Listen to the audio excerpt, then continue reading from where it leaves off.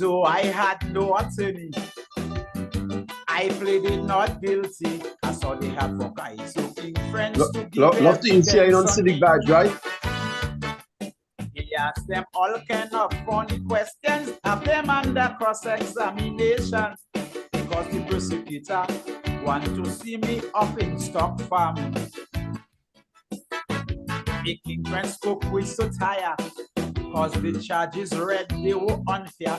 Realizing it is a plot, it is grunter down in the gutter.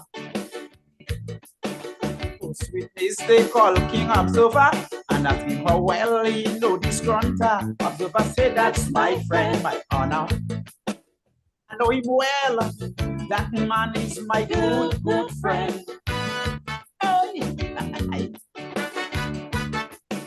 Next witness they call King Hurricane, and the same question they put to him again. Hurricane said, that's my friend, your honor. He's an upright man. That man is my good, good friend. You know, the judge went a little further, so she called on the King Hunter. Hunter said, that's my friend, your honor. I know him well. Skirnta is my good, good friend. What day? But when they call on Bronca John the Bricks, prosecutor say, my honor, arrest my case, because all them boys, for them, they are his fucking friends. It's so king friends, a smile boy.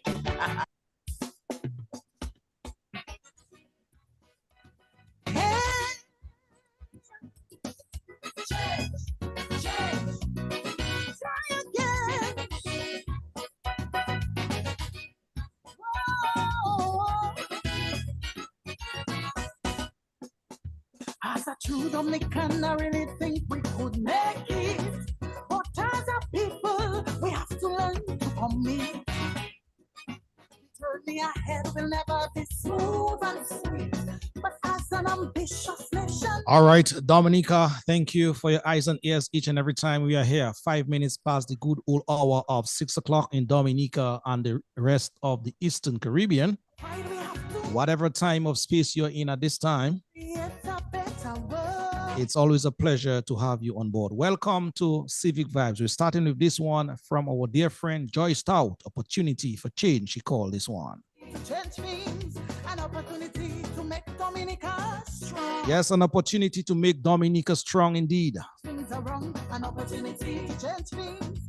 We're going to have 2 solid hours here with our brother Zed Lloyd starting up the conversation this evening for the first segment. And oh yes, the second segment, we're going to speak to the newly elected Kalinago chief, Mrs. Annette Sanford, in the house. So let me just move across without much ado. We're already 5 minutes past the hour. Let me move across to Alvin Thomas for his opening remarks. Alvin, greetings and welcome. Yes, Lofty, good afternoon, my brother. Once again, a pleasure to have you here and to be a part of the conversation this afternoon. And my good friend and family person there, Zed Lloyd. Good, brother. Good evening, brother. Good to have you. Yes, Lofty, there's a lot to unpack today, quite a lot. And we're doing that again. So many events and stories that have unfolded since we last came on here last Sunday. There's a lot that has happened. So I'm looking forward to the conversation. Hopefully it's going to be another stimulating conversation in terms of the various issues that we're going to address. So again, a pleasure to be here. I know again, Lofty, as we meet, and of course, as I make some of my opening remarks, apart from now, we do, of course, want to recognize, which I'm sure you will as well, the passing of another media icon, Sherman Green Brown. And on behalf of Civic Vibes, we want to extend condolences to her family and the media fraternity. We've been losing quite a few of our media people lately. Quite a few of them have gone to the beyond. Mikey Bruni, you know,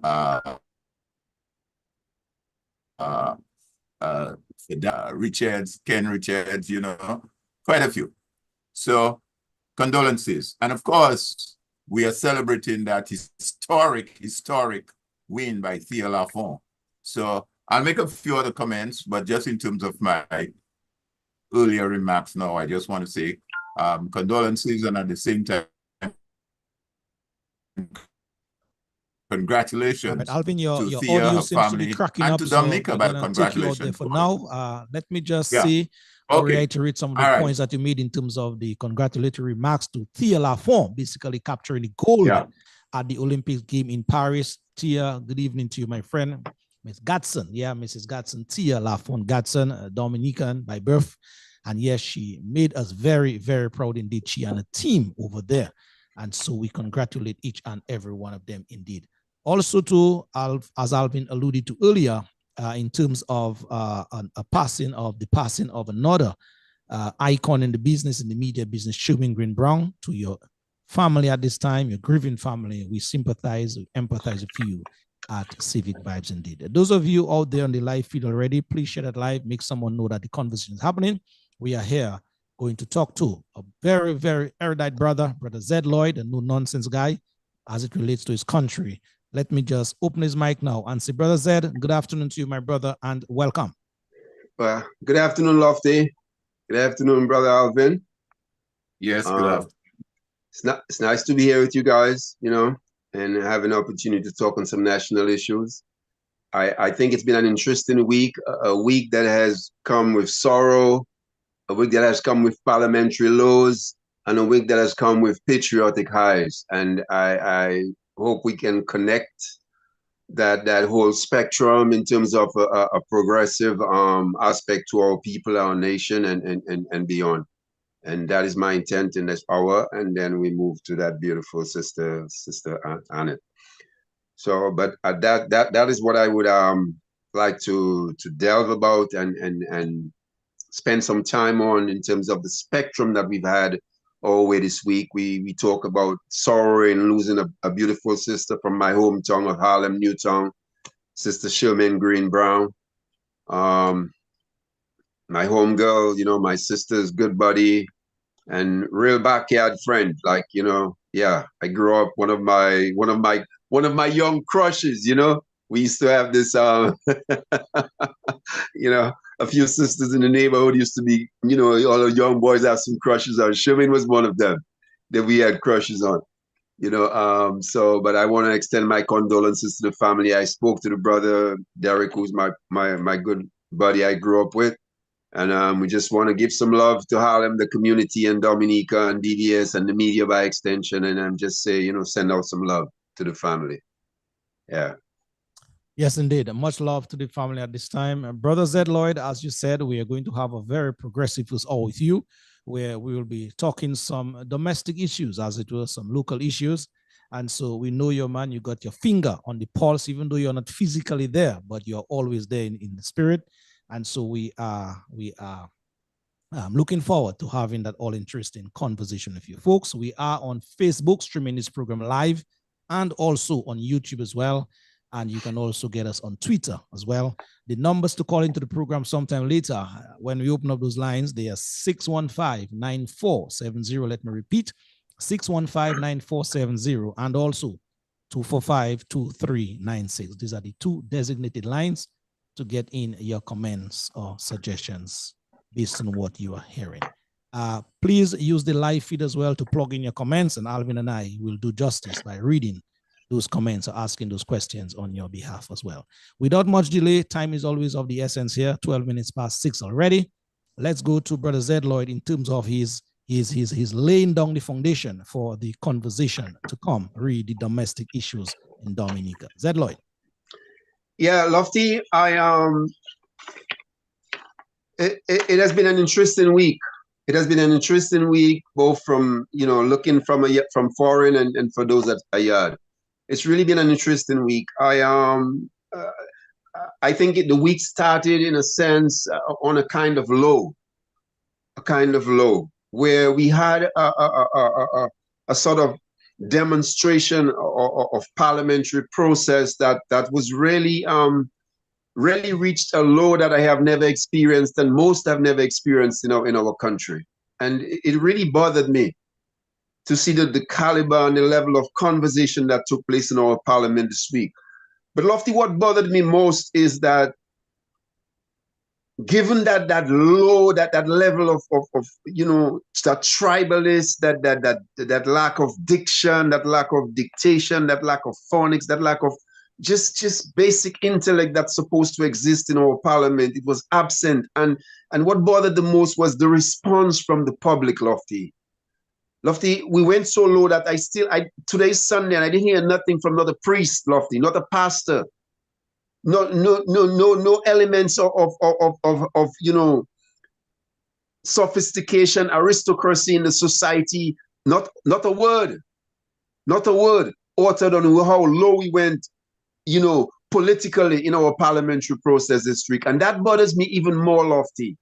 Like, we should have complained, there should have been complaints. The society itself should have been, bold and loudly about condemning the kind of behavior that went on in our parliamentary process this week. And I think that absence bothers me even more than the actual occurrence of the event itself. As if we as a society, we actually settled for this. We actually accepted this. We had our First Lady, Lofty, on display in a sort of mannerism that was just not befitting of a First Lady. And I think we as a nation should have called upon her for some sort of even an apology at the very least. There should have been a national outcry for an apology from our First Lady. Even if not the other parliamentarians, we understand it's square pegs in round holes. We understand how they were put in there. We understand they were placed by the Prime Minister.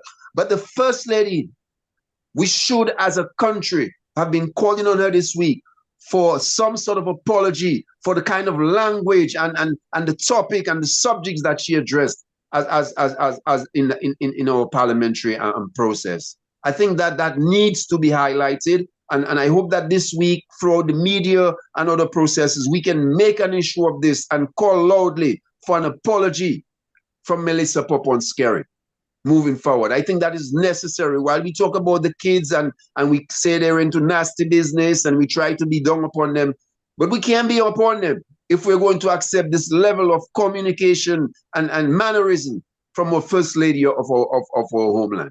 We can't make a fuss with these kids. Zed, I heard you referring to Melissa as the First Lady. In our context in Dominica, she's not. But I guess that is your choice of word at this time. Well, she's yeah. the Prime Minister's wife and a Minister of Government. Yeah, but there's the President. Yes, true. But the Prime Minister's wife holds a certain level of First Lady status in the country. She has a certain responsibility to carry a certain air of a collective sense of value. Her position puts her in need of being an example to the nation. Okay, now I catch you in terms of the line and reasoning. Yes, like she holds a premier position as someone that the rest of the nation sets an example for our youth or young women.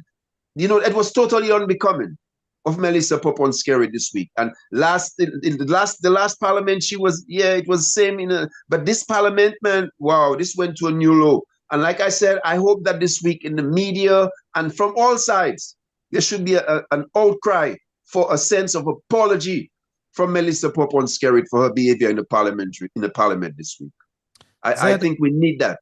Yeah, Zed, I agree with you fully based on what you said a while ago. Really, the parliamentary behavior that is exhibited at our parliament, and also what is expected of our parliamentarians. Zed, to tell you the plain truth from on the ground in Dominica, and I firmly believe that the Dominican public have basically given up on these parliamentary proceedings. If you ask the average Dominican who listen and digest what is going on there, it's far and few in between. And so these ministers, whoever they are, making these presentations to Dominicans, they basically go on a tangent. And to me, what is happening there is trying to sort of outdo the order in terms of the comedian business and, the things to just take people off track, off the more salient points as it pertains to national issues. So I catch you, I understand you what you said, but calling for leaders of civil society, really just put it, whatever, to make a statement. But I think right about now, as you rightly said, we have reached so low that to me, there's nothing really to try to rectify. I think whatever is happening there, it's a sign of things to come. And it is basically the as Dai said in one of his songs, the beginning of the end of, you know, an era, a 25-year era. That's how I see that. Yeah, well, I'm not going to go against what you're saying, but even in the end of the era, you know, it said something about the society which is troubling to the new era. You know, to the new era, because moving to a new era is not a question of just jumping and you're in a new space, you know. The mindset, you know, the mindset continues. And so I think it is very, very troubling when our sense of morality is so muted as a nation. I think it's very troubling. I think it's going to haunt us beyond Melissa Popon-Skerrit and Roosevelt Skerrit and the Dominica Labour Party. And I'll tell you why, Lofty. One of the reasons why we have arrived where we have arrived at, Lofty, is people have lost a sense of nationality. You know, we've lost a sense of nationalism, if you will, and that sense of nationalism, loss of nationalism, has happened because people are afraid to critique each other and self in the country right now. Afraid to critique each other and self, and I think, because we have created that kind of partitioning politically, the responsibility that rests on the people who, for instance, people who support this establishment, they have lost the sight that there's a certain responsibility that is on them to keep what they support in a straight and narrow path. Like labor rights have a responsibility to keep the government responsible, you know. They have a responsibility. It doesn't matter because you support a government that you give up your responsibility to call on that government to be responsible. And when the behavior gets so to such low, it's no longer a closeted approach of, well, it's my people and I can't talk openly. No, it deserves public criticism, because that is how you're going to create the change. And I really want to call upon the labor rights in my land. At this hour, and what we have occurring in our parliament, the responsibility is upon you to critique what is going on. It's your responsibility, and I hope that they can rise to the occasion. I would Prosper today start of made a little stereo on his show where he's talking about, you know, talking to the prime minister on certain things, and that's a good first step. But more labor rights should really make it their responsibility to critique their government for the betterment of country. I really think that's critical. Yeah, that is indeed critical, Zed. I can't agree with you more. Alvin, you have been there listening, taking in. What is your take? Well, let me see how I can. You know, today's program is a little bittersweet, and I'll tell you why. Because here we are discussing a number of issues, some of which I will relate to is more specifically. And at the same time, Dominica is on the world stage. Yesterday, when Fiel-Lafour received that gold medal on behalf of Dominica, the Dominica flag was flown higher than the United States flag. Okay? You had the United States and Jamaica, and you had Dominica, and Dominica flag was flown higher than the United States flag of America. And the national anthem was played for the world to see. Not just Paris, the world to see. So here you may have folks who may have never heard of this place called Dominica before. But by the mere fact that Fia won the gold medal at the Olympics, and Dominica was right and center, prominent, some persons are now going to figure out, well, where the hell is this place? Where did this girl came from? And they're going to start to do their little inquiries.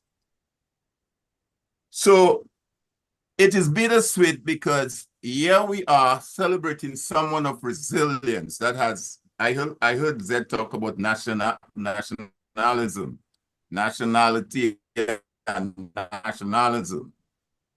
And here we have somebody who has made us proud, as every Dominican should rightly be.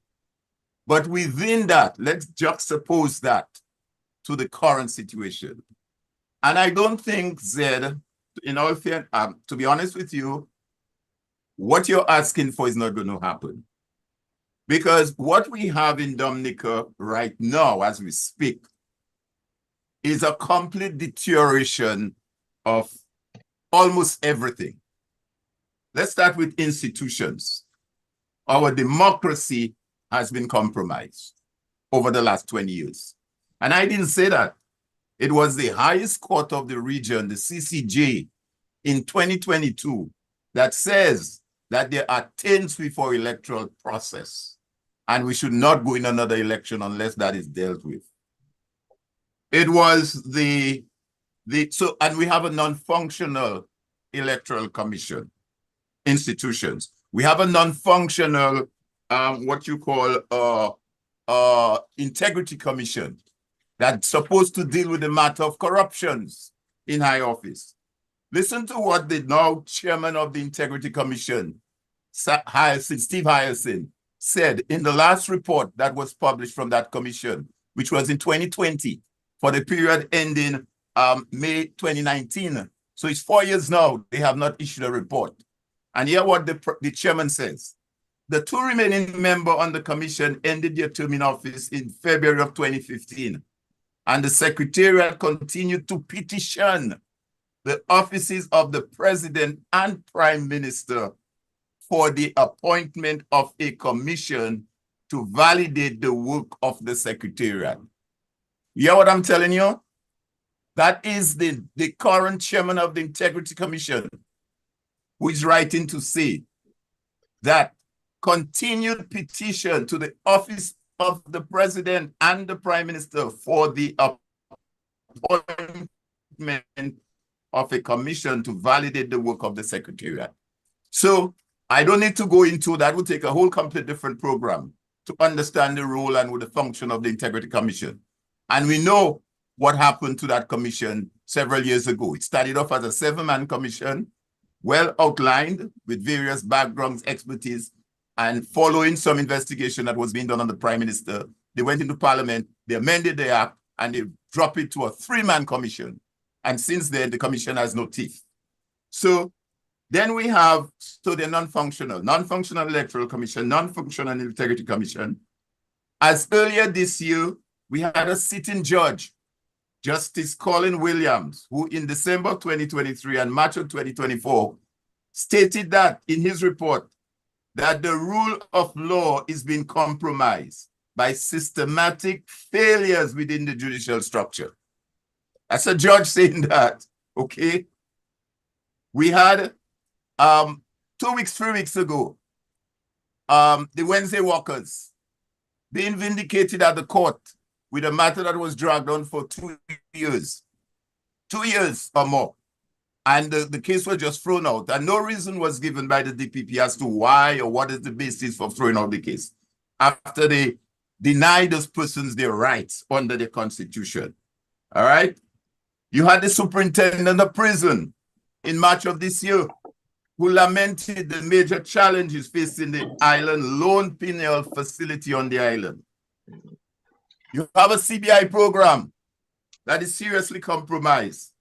And as recent as May of June of this year, just about a month or two ago, 68 passports were revoked as were issued to nefarious individuals. 68. As a result, Dominicans cannot travel to the UK without a visa. We have issues now with our corresponding banks where monies can be transferred as we need to. So I'm saying all of that to say, Lofty, and while I understand what Zed is getting at, we have a complete breakdown, a total breakdown of systems and institutions. And it is, as I said, it is bittersweet because here you have someone might say, you know what, let me go and read up on that country and see where it is and what it is. And they may stumble on those issues. I'm not saying anything there that Civic Vibe is saying. I'm saying things that if you go on the internet now, you will find it. You will find the comments of the judge in DNO. You will find the comments of the CBI. You will find the passports. You will find CCJ. You will find the Integrity Commission if you go on their homepage. All of those issues that I've just outlined are documented there.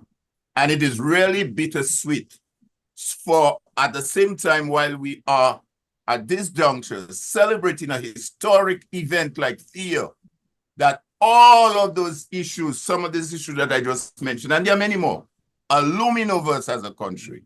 So I think we have a huge challenge ahead of us, far more than even getting an apology from this scary wife. So we're in a lot of trouble. How we move forward? We heard recently the elections in Venezuela. That's another issue. The government scared was quick to congratulate them, very quick. Among the others, of course, and we know why, without the Alba situation. There was a vote at the OAS the day after a resolution the OAS moved the day after the election to call for some sort of transparency into the elections, meaning that to have the ENC, as they refer to them, the Electoral Commission, to say, well, okay, that's how the vote went. So Mudora won or Mudora lost. And guess what? The Latin American and North American countries called for the vote, including Argentina, Canada, Chile, Costa Rica, Ecuador, Dominica Republic, Panama, Peru, United States, Uruguay. All of these countries, guess what? Antigua and Barbuda, Dominica, St. Vincent and Grenada, sorry. They didn't just abstain. They did what is called a bathroom protest. So they were not present to vote. You had Trinidad, Jamaica, Haiti, Guyana, and Suriname voted in favor of the resolution. Okay? Jamaica, Haiti, Guyana, Suriname voted in favor of the draft resolution, while Dominica, St. Vincent and the Grenadines, and Trinidad did not participate in the session. Now, we know what had happened during SCARIT, chairmanship of CARICOM, with Guyana and Venezuela, what was going on. So this is where we are. I'm painting that picture, as I said, to show, yes, I understand what Zed is saying, and I see some merit into it. But we have now before us a huge thing. And while at the same time, Thea's win means a lot to us as a country. I felt proud seeing my Dominica flag being raised, the national anthem being sung. But now folks are going to inquire, where is this country? Let me do a little read up and check on them. And they may very well stumble on some of the things that I just outlined, which is right there on the internet. If you go on any one of those platforms, you will find that. So the challenge is huge. The challenge is huge. And that is where I think the people, civil society, and all of those persons have to be more engaged. And on our next segment, I think we will have Sister Annette. She will explain to us how was she able to get her people engaged to bring about the change that she just realized through the last. You see, Brother Alvin, what the reason why this approach is critical. You see, we have lost the political process in Dominica. We've lost the political process. That is a given. That's why I don't even want to address the political process.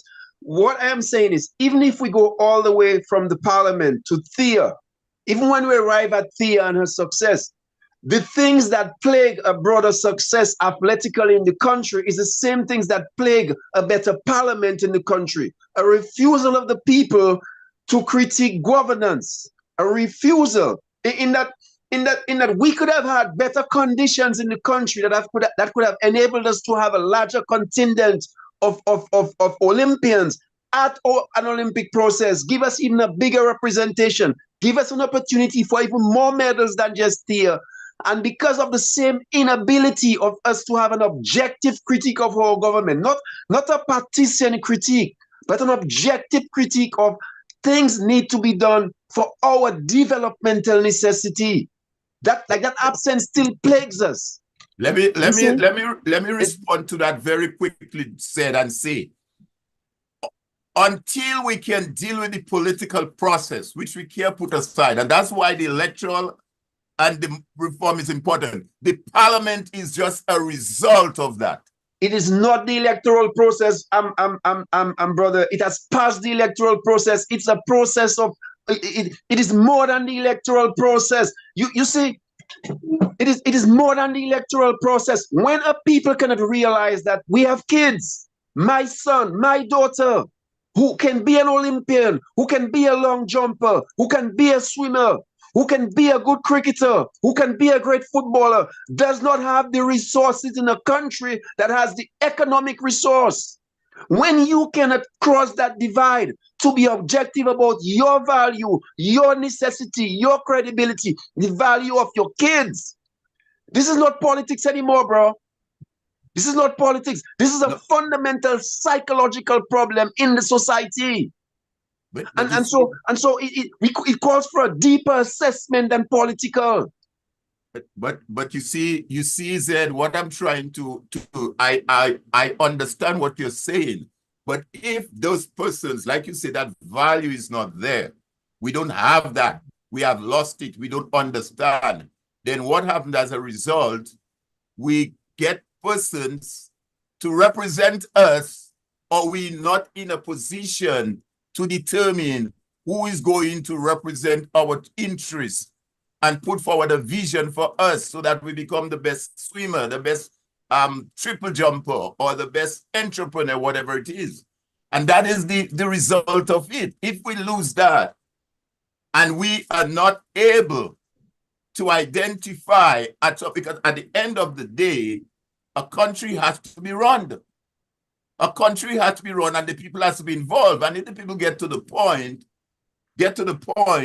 where they do not either understand or they take for granted, they don't understand their true value, and they feel, well, Zed can come to them or Lofty can come to them and say any nonsense, and lo and behold, Lofty now becomes their representation, and Lofty doesn't have that value and interest at heart, then we are going back to square one. That's where we are. So that's what I'm saying, which is why the value has to start with the people. What we have done is we have cajoled Dominica into a political process. Like, all of us are part of the problem, you know. We have cajoled the country into a political process. And that is the problem. The political process was supposed to be the last process. They're supposed to be the people's process. That sense of value. That is critical. And if we don't address that sense of people value, brother, moving forward, with or without Roosevelt's carry, we have a problem, you know. Because we cannot leave the governance of the country to the government. We have to see ourselves as part of the governmental process. Unless we as a people do not, like we have to take responsibility. Why Thea has to be in foreign, why every Olympian on that team was trained in the diaspora. That is not, we cannot leave that responsibility to them, man, anymore, you know, brother. That has to be our responsibility. Like, we ourselves have to look into ourselves and realize this nonsense cannot continue.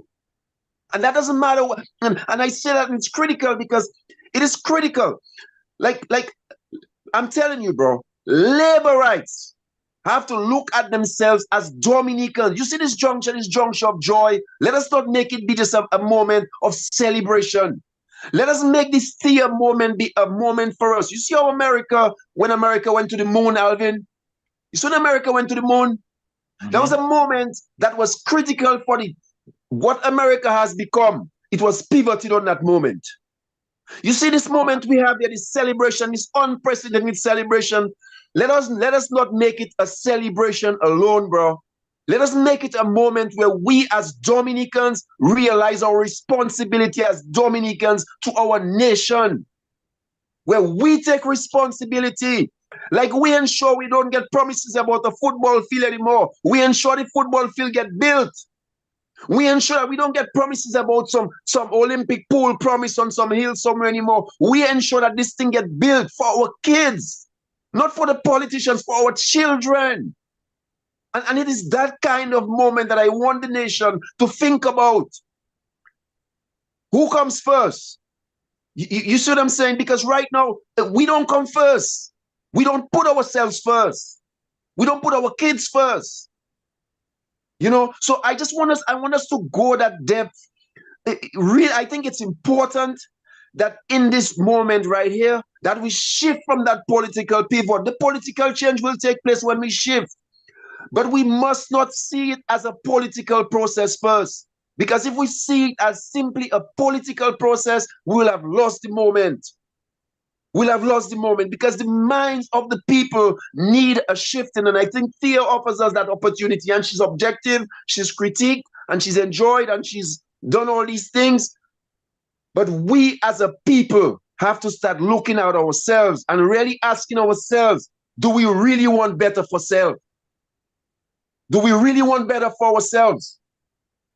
You see what I'm saying? Because no matter what the political process is, if the people make a constructive choice to want better for self, these politicians will be dealt with. But if we make the process on simply a political pivot, the problem doesn't solve. The problem does not solve. It does not solve. We have to look at self at this juncture in Dominica. Somebody on the feed said, Zed, you are sweating like anything. Where's your towel? You tell you to get your towel, bro. Yeah, it's just fire, you know. But the passion, you know, the passion. No, I mean, I think Zed, I fully understand and subscribe to where you're coming from. But at the end of the day, based on all what you've said, somebody just said, yeah, Marshall Lawrence, and maybe you might want to respond to that. He says, Z, nothing happens without leadership, even among the people who you are referring. The question is, who is willing to lead who? That's a comment coming there from Marshall Lawrence. So in all what you've said, he's asking the question, who's going to lead who? Where's the leadership that we're looking for? That would help direct the people. Because yes, the people has to be engaged, but they're like they would be like a sheep in the wilderness. Where's the shepherd?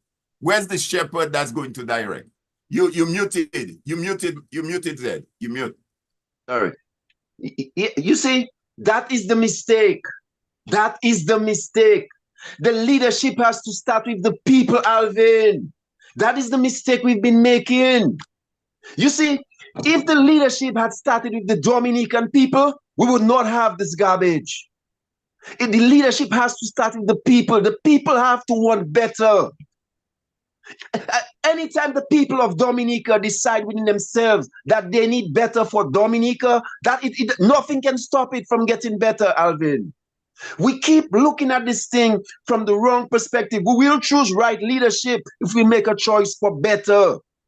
It's not choosing right leadership to give us better. We have to choose better, and we will choose right leadership. In fact, even if wrong leadership is there, it will become right. Because we have chosen for better, that leadership cannot stay there because it's not giving us better. We have to have a people's conversation. The people have to take responsibility for country. We're hiding behind this political process, and the political process is secondary to the people. We have it as primary. It cannot be primary. It's not just choosing a leader. The people have to start leading their nation. They have to start. Look at Newtown, my community. Look at the representative we have for Newtown. You think if the people of Newtown look around Newtown and realize 25 years we have not moved as a community.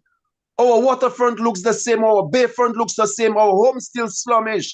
If these collective people in that Newtown community decide, listen, we need better for us. There's no Shakira. So Shakira is not the problem. The problem is the people. And we have to start having that people conversation. And that's why I say the Theo moment is a good moment to have that people conversation where people are now realizing, wow, my daughter can really be an Olympian. My son can really be a superstar. You understand? My son, not my son, my daughter.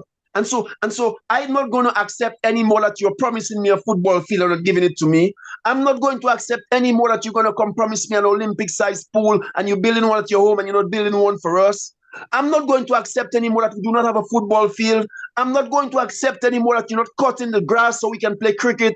I'm not going to accept it anymore. And it doesn't matter what political side you're on, the conversation shifts beyond the political realm. So the people are losing because the conversation has been kept in the political realm. We have to take it out of the political realm, Alvin. We have to take it out of there because that is where we are losing. We're having it in the wrong space. There's an absence of value in the people, an absence of value. And like I say, I think Thea and that moment offers the unique moment for us to choose nationalism. For us to become nationals again, not labor rights, not UWPites, not freedom, nationals again. And that is what I hope we can leave here. And we talk about Annette, and then that is exactly what is it. Nationals. The people in the Carib Reserve have chosen to become, in the Kalinago territory, have chosen to become Kalinago again. That is what they have chosen, to become Kalinago again, not labor rights, not UWPites. That division, it's over. We are going to be Kalinago again. And that is what Dominica has to become, Dominicans again. We have to become Dominicans because we have lost our Dominicanness. Lofty, I see you want to come in, Lofty. Let's hear from you. All right. Well, someone on the line wants to come in. Let me just give a note here to our people listening and watching that our second segment with Mrs. Sanford, Annette, the newly elected Kalinago chief, she has just sent me a message and told me, unfortunately, she will not be with us tonight. The internet in her area, that is in the Kalinago territory, it is very, very, very fuzzy. Wow. And so she will opt for another time. Again, on her behalf, we do apologize. All right. Let's take that caller on the line who has been waiting for some time. Caller, yes, good evening. Yeah, thank you, Lofty, for taking my call. Good afternoon to your guests and Alvin.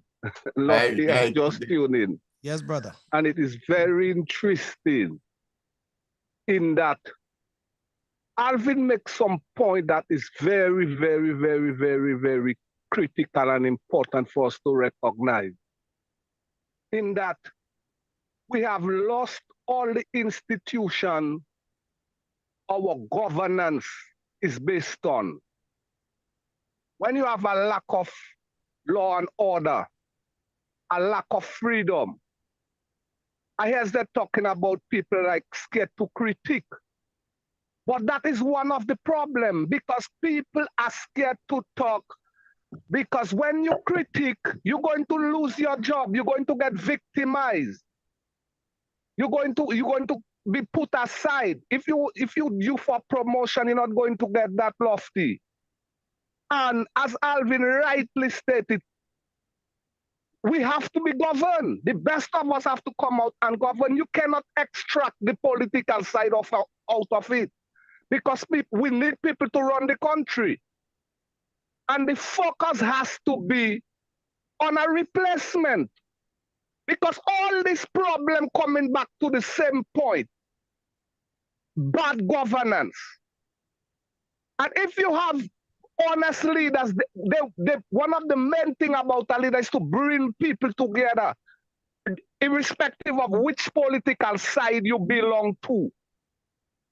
When you're governing, you are not governing for blue or red or green or yellow or whatever it is. You are governing for all the people.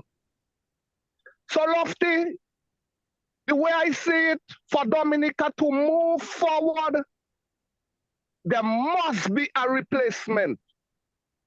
All the effort right now should be on removing this because I wouldn't accept any apology from anybody from the ruling administration for nothing they do because they'll have to apologize too many times, maybe 1,000,000 times. You have law enforcement involved in kidnapping, billions of dollars cannot be accounted for, people getting victimized, people getting persecuted for walking, for talking, for associating yourself with certain people. That will be too many apologies. What we need, Lofty, is a replacement. We need to focus on how we can get people to know, you know what, Dominica, we deserve better. Irrespective of which political party in power, we deserve better. And the focus must be placed on a replacement, because we cannot get better if we don't replace this administration. So I don't know how you're going to take on the political side and leave it for the people when the people are they lose their right to elect the government. They lose their right to critique, to speak freely. They lose their right to associate with any group or associate with anybody they feel that against the government or against the administration. Love to win a bad place, and I support Alvin 100%. That is why electoral reform is important. People have to have a right to select who's going to bring us together, who's going to look out for Dominica, who's going to look out for labor, UWP, workers, freedom, everybody, because when you start governing, that's what it's about. And if they cannot do it, you have to replace them. Because when they know that they are not going to be held accountable for their decision, they will do whatever they want and they will stay in power. Things will be honky-dory and same thing as things cannot continue. Business cannot continue as usual. Something has to be disrupted. Something has to be given. Something has to break, Lofty. That's all I'm going to say for now. Thank you. All right. Look, can I answer this, please? Yes, go right on. Yes, go right on. Thank you, caller. Brother Mali, the same thing we've been saying for 20 years, we're still saying it. I'm not interested in the things that you're saying. I'm interested in the solution that will bring those things. That is what, listen to me, brother. I am not against what you are saying. I am telling you that you have been saying that for 20 years and we cannot get the people to do it. I'm interested in solutions so that can be done. But you worried about that. But we have to get there to do that. We're not getting there. That is what I am talking about. Solution process. Listen to me. Don't be short-sighted about assessing what I am saying and thinking I'm not about that. If the people place value upon themselves, that will be easy to do. That is difficult to do because there is no value. The people have not placed value on themselves. There's an absence, there's a valueless to the sense, to the community, to the society. We're losing the value of each other. We are losing the principle of relationships. We're losing the principle of love. We're losing the principles of caring. We like those things are fundamental for us to arrive at what you're talking about continues, Bob Marley, is because we have been stuck in the political process. It is not the political process that is going to solve that for us. We have to solve this thing and it will deal with the political process. And so the more we can shift this conversation to a conversation of nationalism, is the easier we'll arrive at good leadership. Let me throw something in there, Lofty, before you come in. One of the persons on the feed made a point. The Kalinago victory was led and executed by ANET, not the people. The people must be led. So, I mean, again, I'm throwing it out in the sense that, could you interpret in that they saw the vision in ANET. ANET came across as someone that they could relate to. She instilled in them, and one of the things I heard her say on Match Show was that the other side was going personal on her. And she told her team, her campaign, her strategy, don't go personal. Don't even respond to anything. Whatever they say, doesn't matter. Don't respond. Deal with the issues.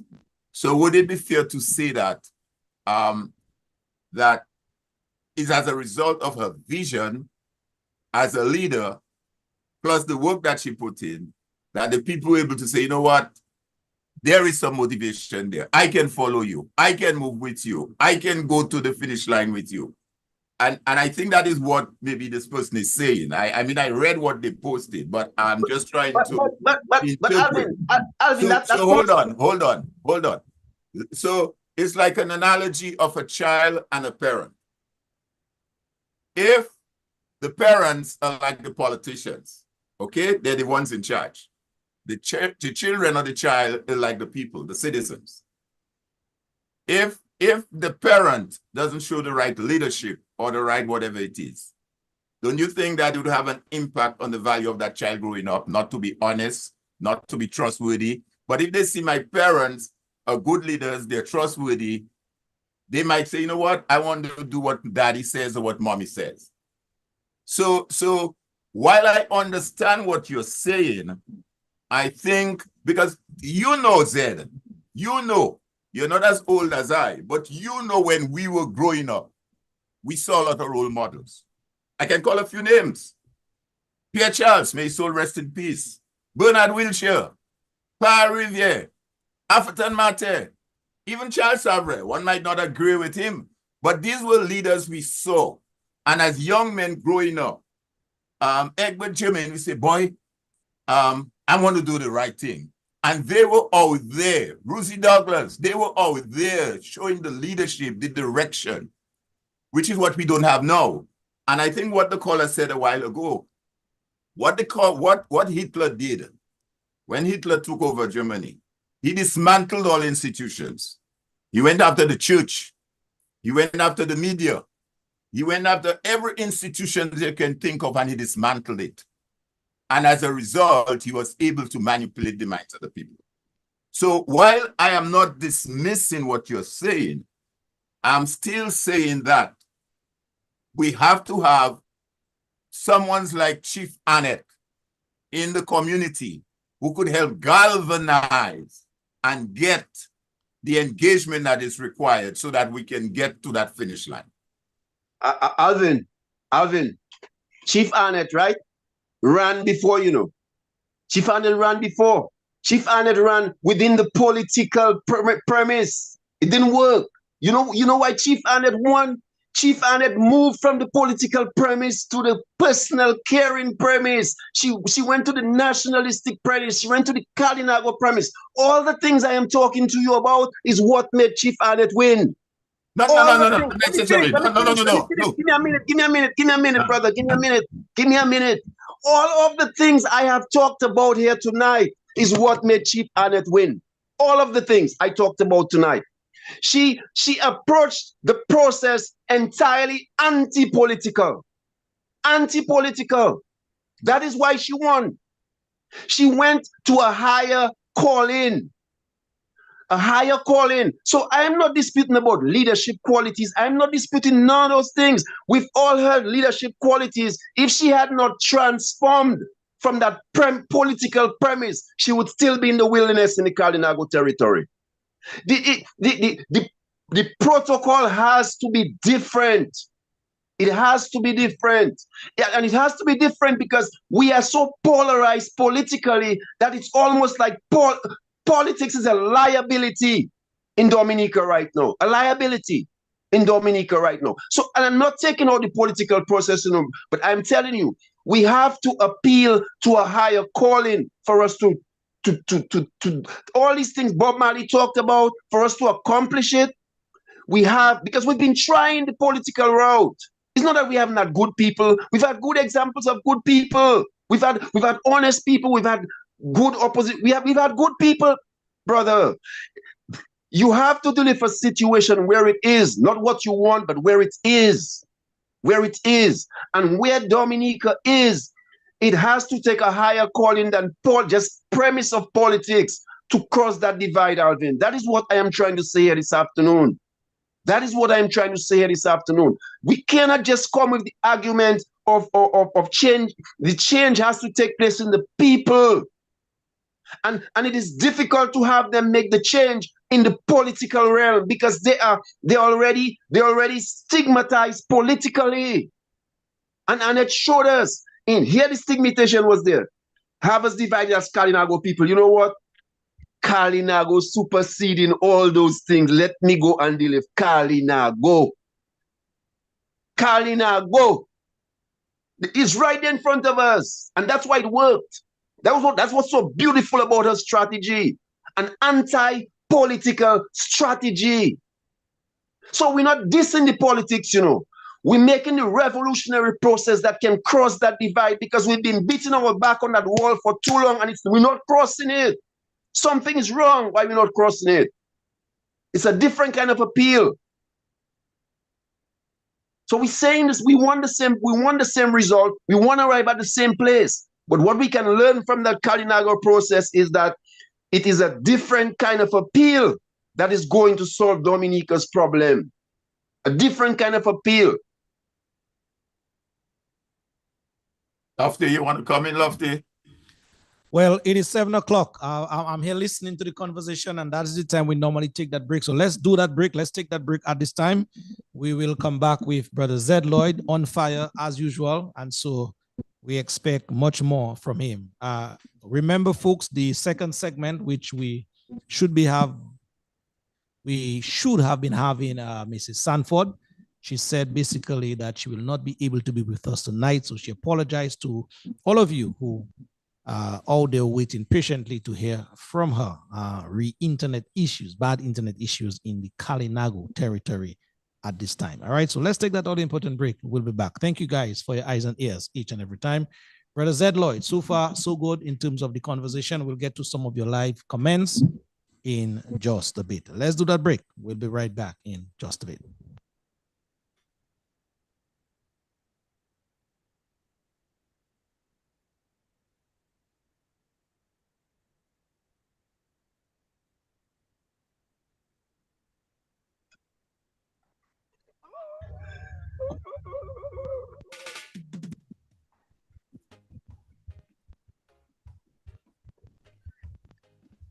Gosh, lion in a sheepskin and holes in sheep clothing. Dig about the wool. You think you want to dig about the wool? Playing like a dig about the wool. But I'm the wool sculptor. Don't you know I'm the zookeeper? Dig about the wool. You think you want to dig about the wool? Yes, folks, that is it for the first hour, basically right here on Civic Vibes. Don't you know those of you who want to call into the program, the numbers are scrolling across your screen at this time. These are the two designated telephone numbers to call into the Civic Vibes program. Yes, two numbers, huh? The live feed is bubbling with comments. Make use of these telephone lines as well.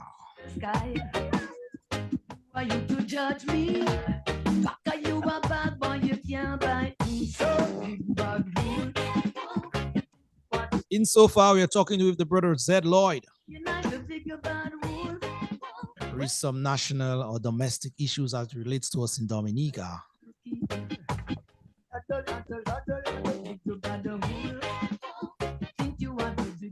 So far, so good. At the end of the day, we are one people, huh? Don't you know? We have to agree to disagree and move on. Enemies and friends are you a wolf catcher? You can't divide. Come in your house and then meet up your bird. And when they're done, they wanna chop up your head. That's what they'll do, yeah. That's what they'll do.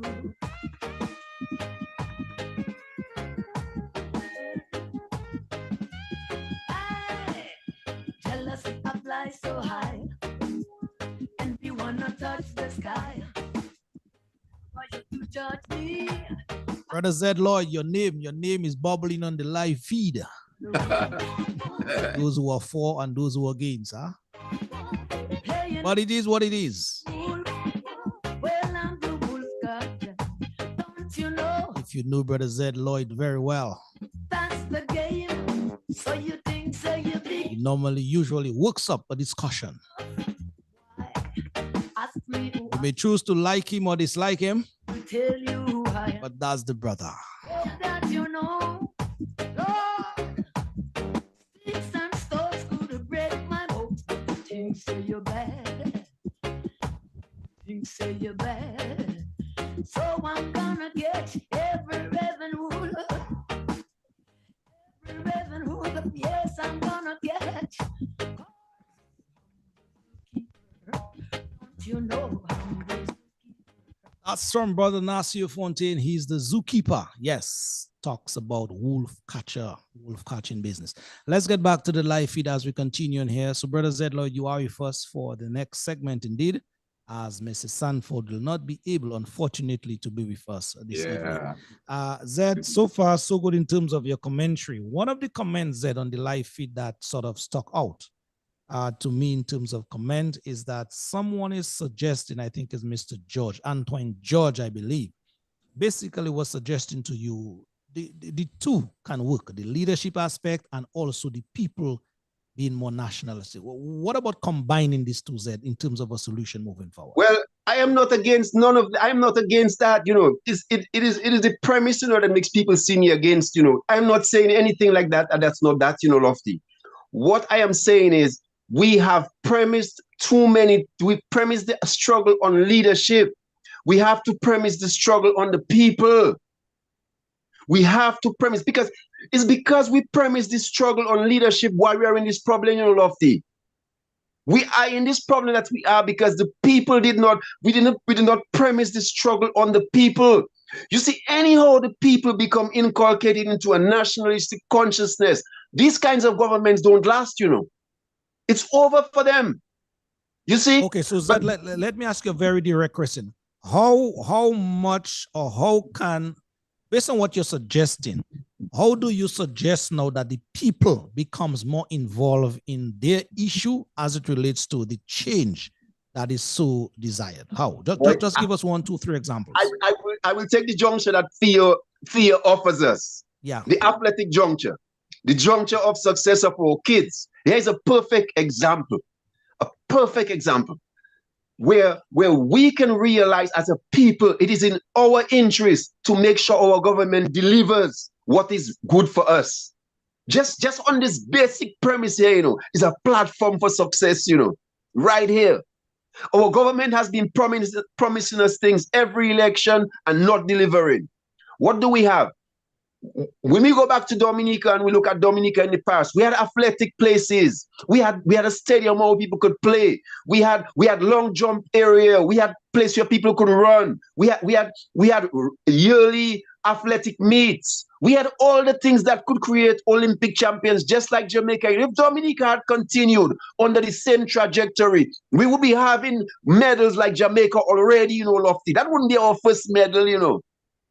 That wouldn't be our first medal. We wouldn't make history now. We would have made history already because we've had greats. We've had greats. You see, so here it is it. If the people realize, you know what, we can't take no promises no more from you anymore. You can't come tell us you want to build a thing in Stock Farm and it's not getting built. And next election, no, my kid needs to be in the Olympics. But then you'd agree with me too that with any successful revolution, the people have to be involved, but there has to be the strategizing and of course the effective, that is the word I want to use there, the effective leadership that goes with it. Look at the ants, Zed. Look at the ants, because the animal kingdom is a very good place to start. You see sheep going home. You may not know who is the leader, where the leader is, but there is a leader. You see goats paddling around, there is a leader. You see the ants moving around, taking food back, there is a leader. The bees, there is a leader. And so I am saying all that to say, I understand the people have to get much more involved. And I understand that. I agree with that. But Zed, I'm telling you straight off in Dominica, what is really lacking in where I am concerned is the effective leadership. There's not enough strategizing going into whatever we're doing. And so hence we are basically at a stalemate situation, as it were. Effective leadership, Zed. Everything rises and falls on leadership, and effective leadership, leading the people aright. Once you have effective leadership, and I'm not talking about leader now, I'm not singling out anybody. Effective leadership, to me, is what will cut it for us in Dominica. And so I am saying, out of, if you have, for example, one lion, we know the qualities of a lion, the characteristics of a lion.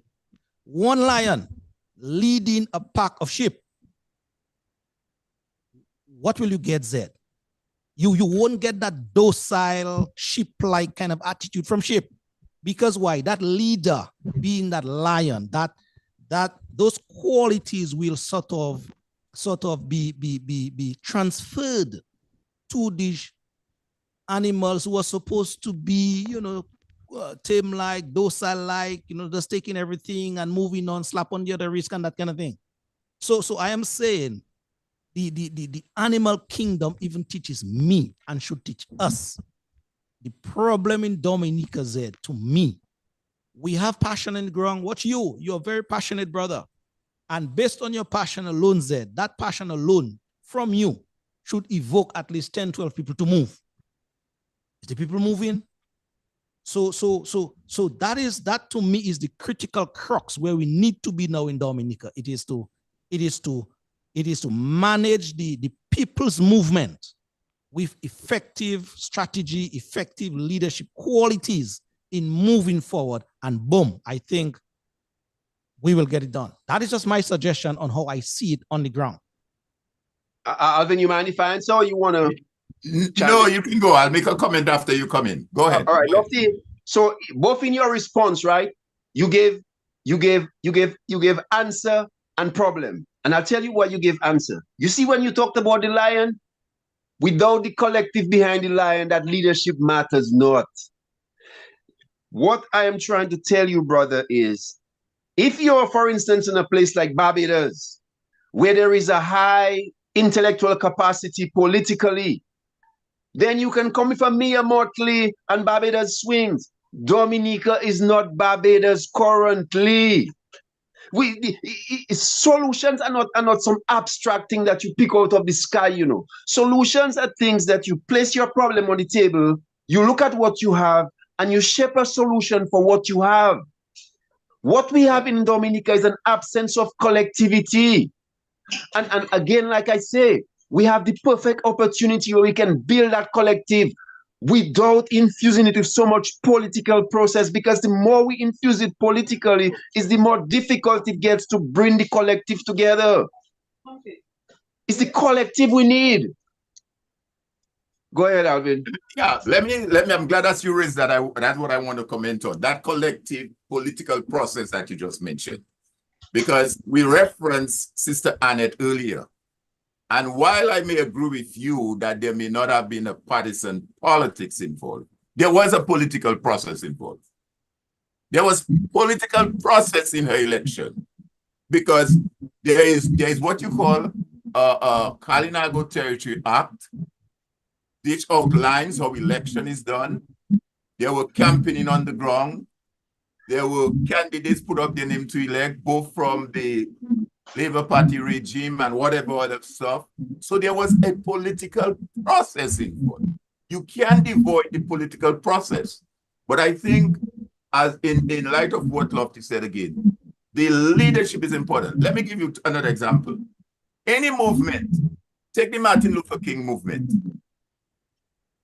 Martin Luther King, he had to emerge as the leader. People saw him, oh, boy, I want to follow this guy. This guy's doing the right thing. I want to be a part of that. So Jesse Jackson jumped in. Al Sharpton jumped in. John Lewis jumped in. If you take the Bible, Jesus Christ, he wanted to do something. He said, let me go find 12 guys.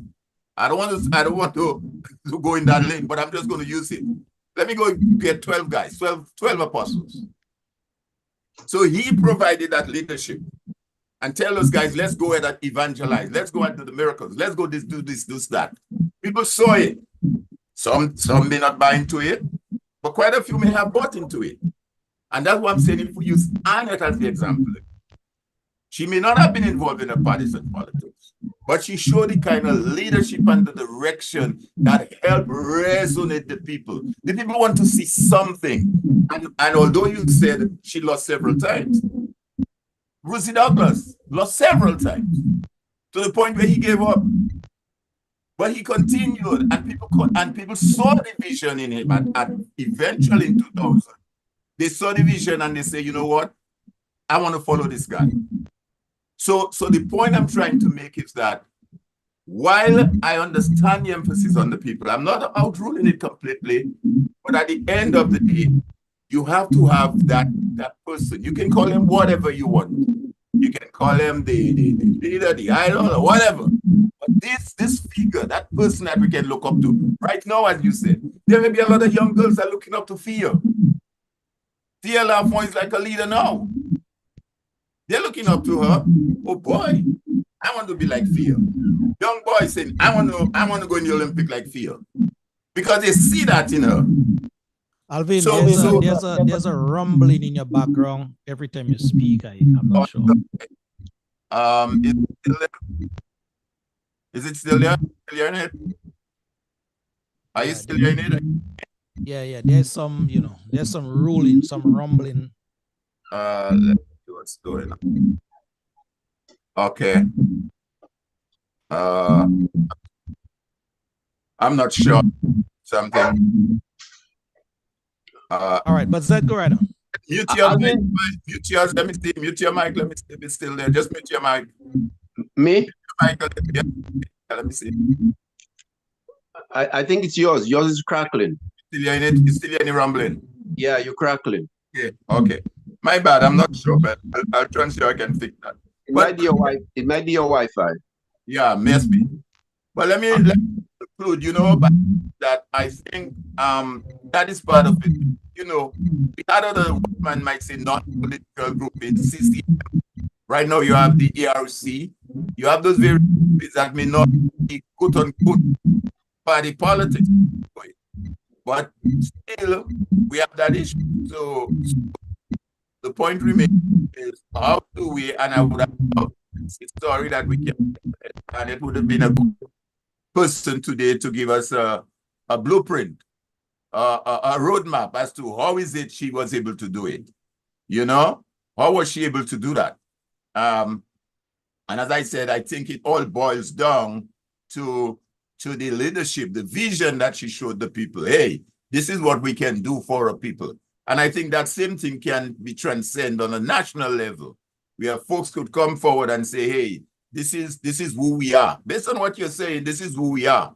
And this is what we should be, with somebody coming forward and leading the flock. Lofty, I'll stop here for now. We got quite a few going on the feed, though. Can you hear me, Lofty? Yes, I'm hearing you. Yeah, we can take some comments from the feed. Yeah, yeah.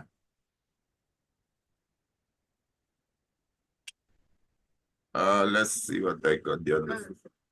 I know you laugh, but I get it. He said it was going to be last time.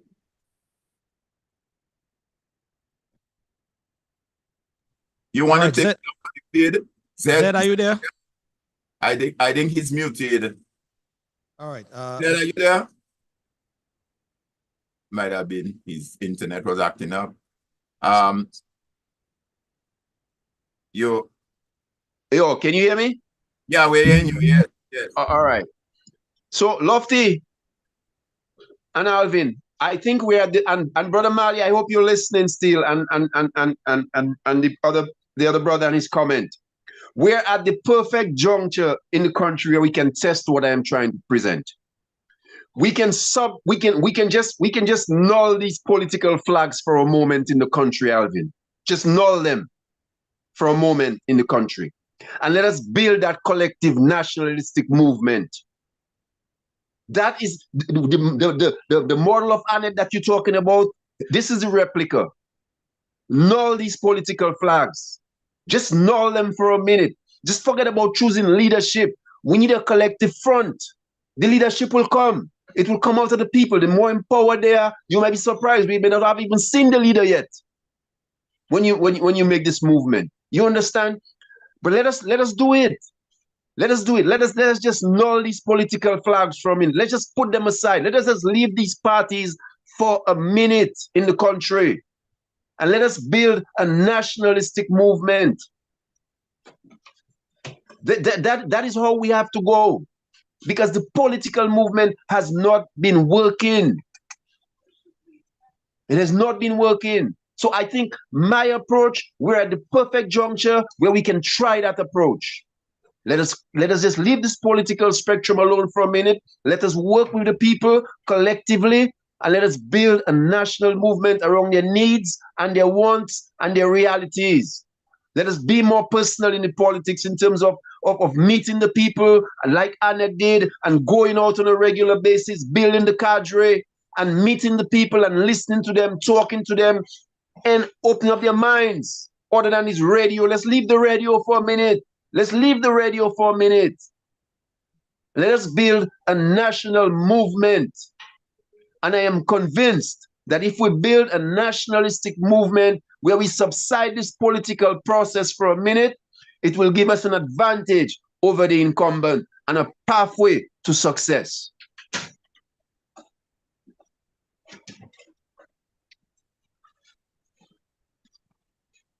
Lofty, can you hear me?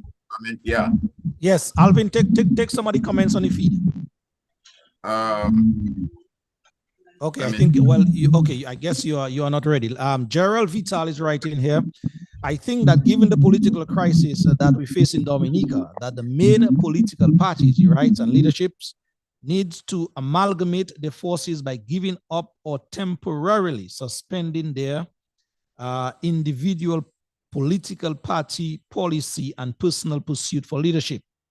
I believe that all the parties should meet in chambers and vote/elect a leader with a strategy in moving forward. That is one comment here, basically in sync with what Brother Zed Lloyd is exposing. Your point, Zed.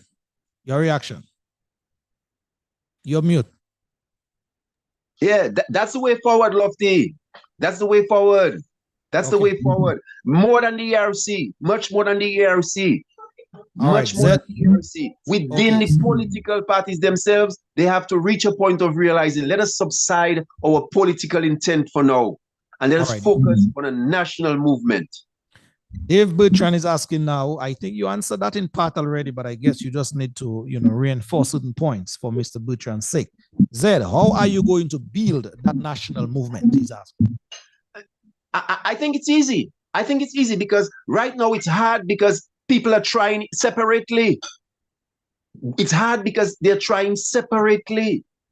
So as long as you remove that separation, it becomes easier. Resources, cadre, food soldiers, everything multiplies. Everything multiplies. Once you put that division aside for a minute, the whole process gets easier. And importantly, Lofty, it makes the attack on you muted. You see, because when you come from a caring, constructive consortium, it's a whole different kind of attack that needs to be built to attack you than just coming as a singular party interested in taking power. Let us build the people. Antoine George, brother to brother Z, what should be our next step? I think I just rolling through some comments and questions. Yeah, I think I just outlined it. Null this political party process for a minute. Just null it. All right. We have Hamilton Joseph here.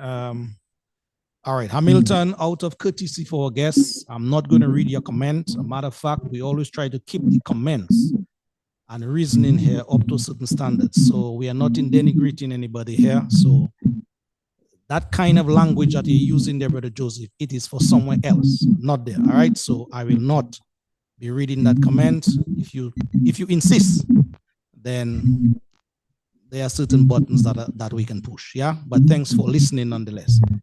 James Cameron, Zed is not listening to himself. There is in fact a collective mindset in Dominica. He's talking about changing that collective mindset to benefit the people themselves instead of benefiting political party or individual. I agree the issue is with the people, but they may need to suffer a bit more on the scary before. Okay, basically what James Cam is saying that the people are not yet ready. Hearing the feedback, not speaking. Yeah. Something is acting up tonight. I'm hearing it now on all of us end when we are speaking. So something is not right tonight in terms of the quality going out for sure. I'm hearing a reverb.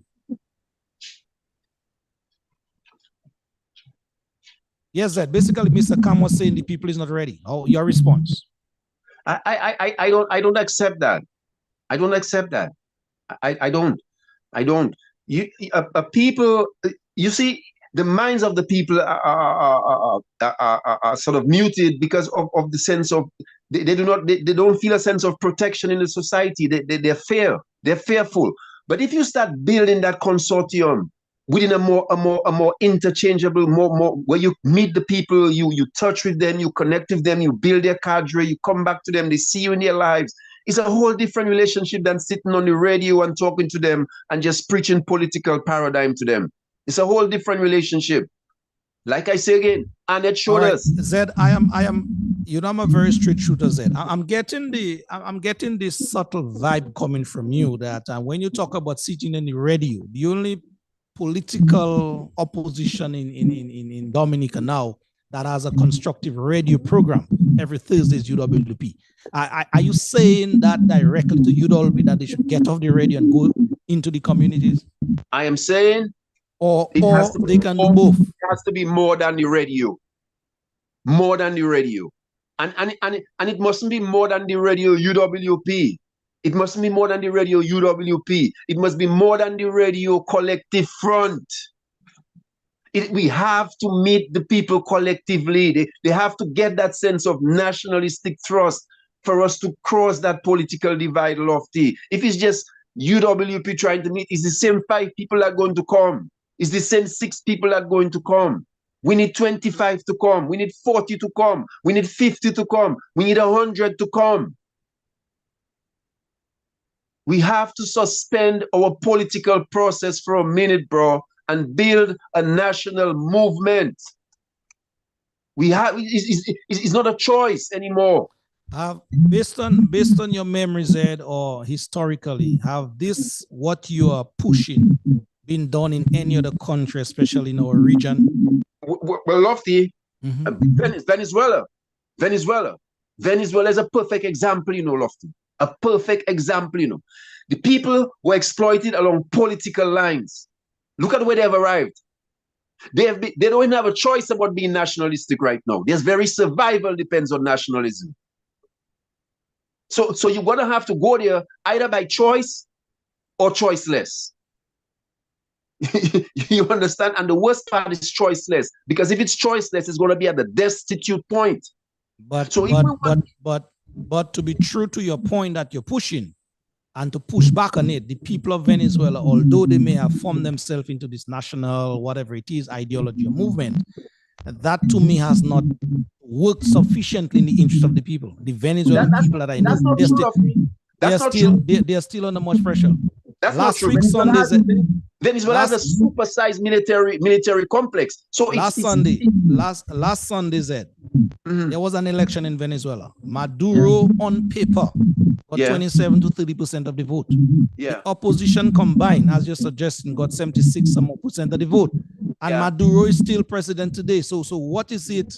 What is it that has not been worked in for the collective movement, as you're saying? No, Lofty, that is military might. That is not the people. The people have won. That is military might. That's a whole different dynamic. And in Dominica, we do not have that kind of military might that can stop us. Our problem is much easier than Maduro, than Venezuela. Much easier. Much easier. And even the police in Dominica, part of our strategy moving forward has to be an accommodation of the police within the movement. We have to develop a different dialogue, even with the police, because the police is going through the same stress that the collective is going through, the same stress.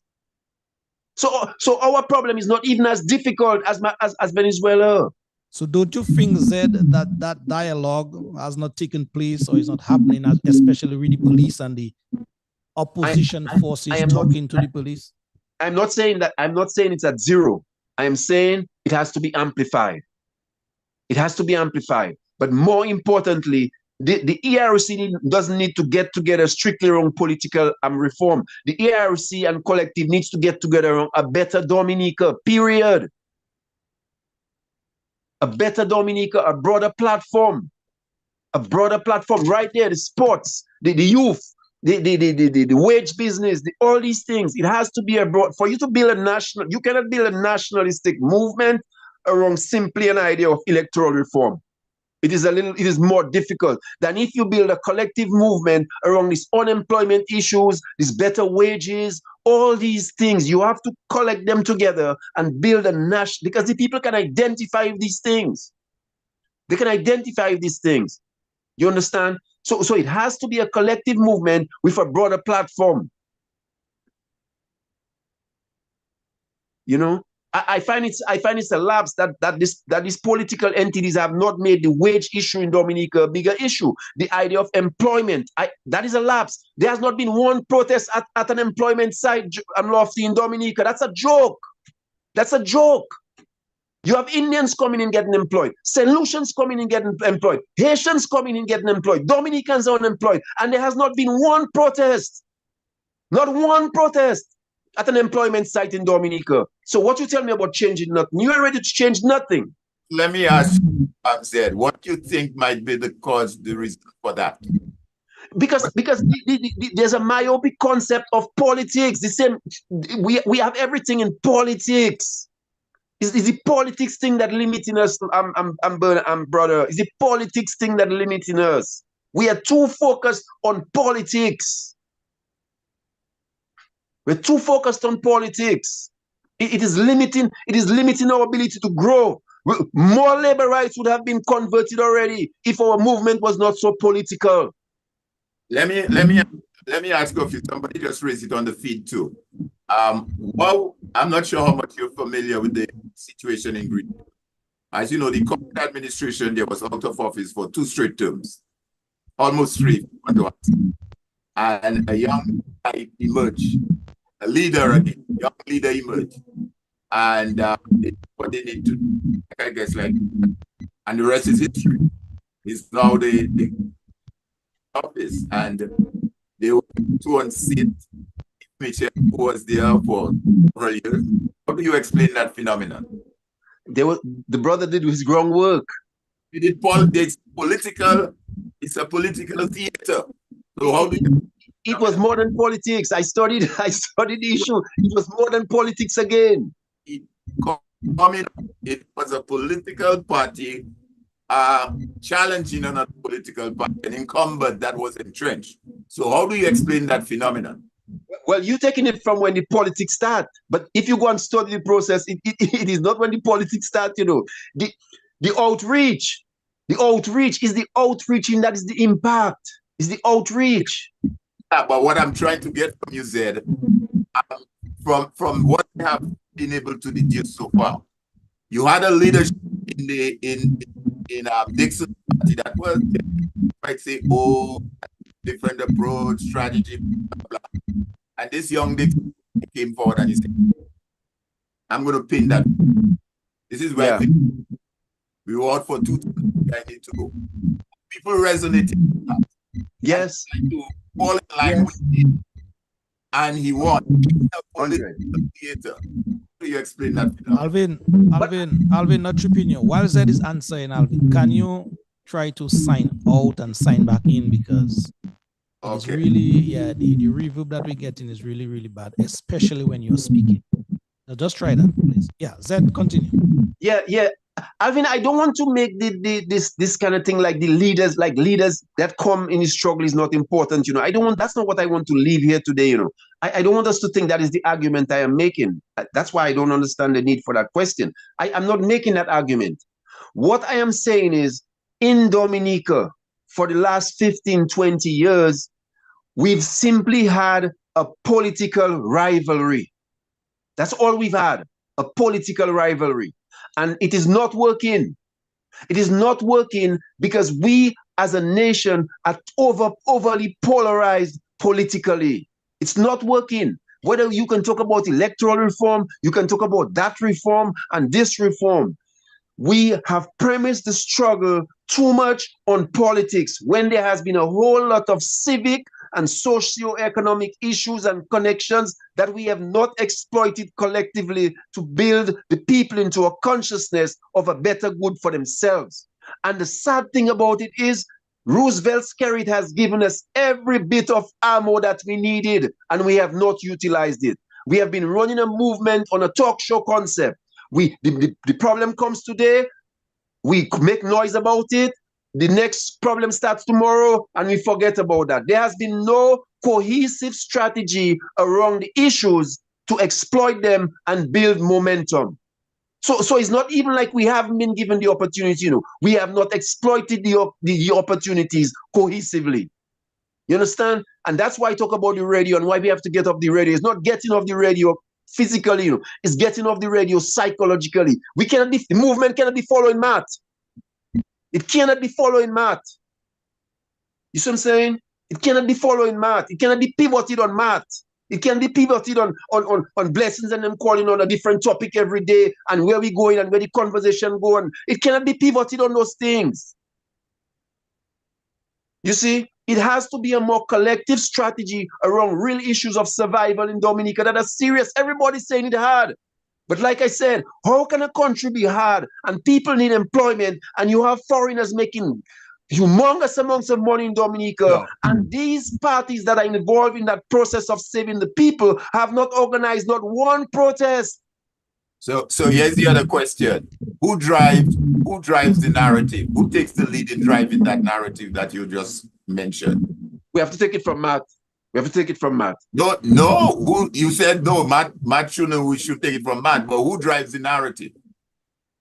You see, philosophy is important, and there's been an absence of philosophy in these political parties in Dominica lately. I think that died with people like Mike and Ruzi and those guys, and that's sad. I'm glad you get in there. I'm really glad you get in there to that point. Yeah, there has been an absence of philosophical. We've been on this primal premise, just like reactionary, backward, forward. But there's been an absence of philosophical conceptualization of where we're going as a people. And all that nationalism is missing. You look at Dr. Eric Williams and when he came into Trinidad and what he created. Many people don't go back and read those books. But you see Dr. Eric Williams' books, you need to read those books, because... And he was a leader. Yeah, but what he created a philosophy. Within a political framework. Yes, a philosophy, a socio-economic, much more than a political, socio-economic. But there was a philosophy. And so when you have people waddling in that garden of where they don't know where they're going, the best thing you can build for them is a philosophy. And so we have not had political leadership that has been thinking philosophically. People have been thinking I am going to run for election and going to government. Nah, Dominica need more than that right now. The people are hungry for a philosophical outlook on life. So who directs that? That's the question. I don't know, brother. I don't know. That has to just come. We just have to work. Like I tell you, sometimes you think. No, Zed. Step back a little. It can't be, I don't know, you just have to work. Who directs that philosophical approach and the narrative? It has to take a direction and a movement to move forward. So who directs it? I mean, if let's say you happen to be in Dominica and you're on the platform, folks might gravitate towards you because they're hearing and they say, boy, I will join hands with this guy. So the question still remains, who leads, who take that philosophical approach, who creates and drives the narrative? And I think that is the missing element in the equation. And again, let me go back to Annette. You agree? Okay, yeah. I'm glad we're agreeing there. Let me go back to Annette. One of the things that Annette said is that she was not going to deal with personalities. Yeah. 99.9% of the time, we deal with the personalities in terms of what we have now. So we focus on scary, for example. We talk about scary to do this, scary to do that, scary that money, scary to do this. As against looking at, let's say, the health sector and saying, well, hey, your health sector is bad. And it is bad because you can't get medication, you can't get X, Y, or Z. And back in the 80s or the 90s, we had a health center that was provided. You go to agriculture. farmers, you're not getting anything, you know. But back in the 80s or the 90s, we had farmers that were producing. So you deal with the issues where people can see it wasn't like that. It could be different. And that is where, again, the leadership aspect of it comes in. The person, as you say, with that philosophical vision, that to say, well, hey, this is how the narrative is going to be presented. And this is where we're going. And I think that is exactly what Anna did, and she was successful. And that is exactly what the guy in Grenada do, Dixon. He says, look, forget this whole thing. Let's not attack Keith Mitchell. He have a lot of money, yes. He has CBI. He had a deep pocket, you know, like Skerrit. A lot of money, because they were in the CBI. True. And Dixon said, no, let's deal with where we as Grenadian people ought to be. And this is the vision that I want to paint for you. This is where I want you to go. This is what I want for you as Grenadian people. And are you willing to follow me? And they say, yes, we'll follow you. And the rest is history. And that is the point I'm saying. Unless you have in any movement, take Charles Sovereign. You may not agree with Charles Sovereign. You may not agree with him. That's a different conversation. But he was the leader at the time. When Charles say we go in, it's not, but you know, we go in. When Zaboka come out and Zaboka would go to the port and he say, all man jack not working today. You did have to think twice. You don't work and they'll get the results. So I think, like I said earlier, this is what we need. And this is what is lacking. So you can't divorce the political in it, but I understand the partisan politics is what I've gotten really out of hand. But the road that you drive on, the health service that you get, the school that your child go to, all of that hinges on politics, whether you like it or not. All right, I'm not sure now, Lofty, I'm still hearing the feedback. I don't know if it's my end or it's gotten better. Gotten better. We're hearing you clearer. Well, we'll have to make do what we have in the next 20 minutes. Alvin, someone is writing here, Mr. What's his name? Thomas, always a listener of our program. He says, Lofty, there was in fact a protest organized by Danny at the Goodwill Building site against the Chinese occupiers, protesting that Dominicans would not be employed. So basically just, you know, sort of setting the record straight, as the point Zed made earlier, that there were no protest action re foreigners and our jobs / our monies. Yeah. We have to bring it. We have to bring the debate back into the socio-economic lives of the people. Yeah, but Zed, what I'm saying to you, what this caller is writing here to me, or this person is saying here, is that there was a protest organized. As to the effectiveness of it, then that is what, you know, we have to talk about. But there was one organized. Yeah, I applaud that. And Danny, right. Danny, revolutionary spirit. I love that about him. You know, we need a few more Dannys. But you know, but the whole thing is, the argument has to leave that Skerrit thing alone. It has to, while our thing is really, we have to address Skerrit, you know, but we have to address Skerrit. We have to address Skerrit differently than just attacking Skerrit. We have to address it differently. We have to build the critical mass. Build the critical mass around the socio-economic issues, a nationalistic conversation, a vision conversation, a much broader conversation than just Roosevelt. It's not working.